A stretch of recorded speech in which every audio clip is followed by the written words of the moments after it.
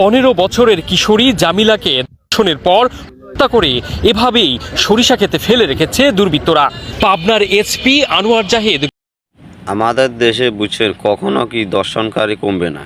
যতদিন না দর্শনকারী জামিন থেকে পাওয়া সে বন্ধ থাকবে, এতদিন আমাদের দেশে দর্শনকারী কমবে না। কারণ দর্শনকারী যেহেতু দর্শন করে 2-4 মাস পর বা 2-4 দিন পরে বা 2-15 দিন পরে সে জামিনটা পেয়ে যেতেছে, এই কারণে তার মনে অনেক ভরসা বা অনেক কি সাবাস থাকে। ওই টাইমে বড় বড় উকিলগুলো কিন্তু কি ওই যে ছেলেটা দর্শন করছে তার বিরুদ্ধে কি থাকে, কিন্তু যে নিরীহ মেয়েটা দর্শন হয়েছে তার বিরুদ্ধে কোনো উকিল থাকে না, তার বিরুদ্ধে কোনো লোক থাকে না।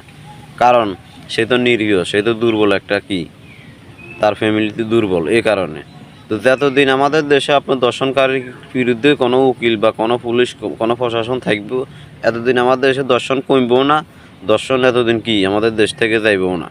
কারণ